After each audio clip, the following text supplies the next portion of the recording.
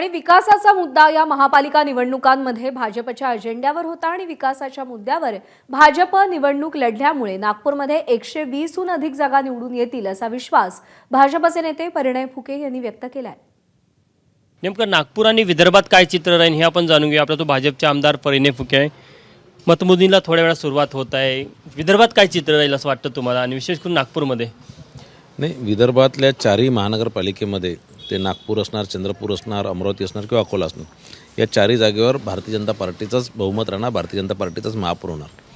आणि एक चांगला या माध्यमातून एक ट्रेंड चांगला हे होणार की लोक जे आहेत ते कोणत्याही अपप्रचाराला बळी न पडता हे फक्त विकासाला मतदान करतात आणि हे आज आपल्याला स्पष्ट पाहायला मिळणार। तुम्ही विकासाच्या मुद्द्यावर मतं मागितली तर तुमची ती जी मागणी आहे, ती जी साथ आहे मतदारांनी ऐकली असं वाटतं का तुम्हाला?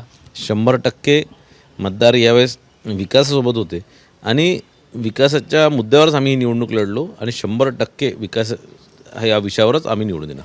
नागपूरमध्ये काय किती 120+ तुमचं लक्ष आहे, किती मिळेल जागा असं वाटतं? 100% 120 जागा भारतीय जनता पार्टीला मिळणार।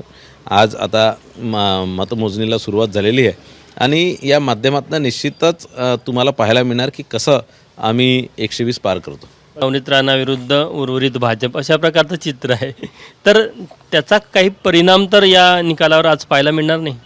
नाही, मला नाही वाटत असा काही कोणत्याही भांडणाचा किंवा कोणत्याही विषयाचा काही परिणाम लोकांमध्ये होतो। लोकांना समजून येतं की त्यांचा विकास कोण करू शकतं, त्यांच्या शहराचा विकास कोण करू शकतो, त्यांचं शहर स्वच्छ आणि सुंदर कोण ठेवू शकतं।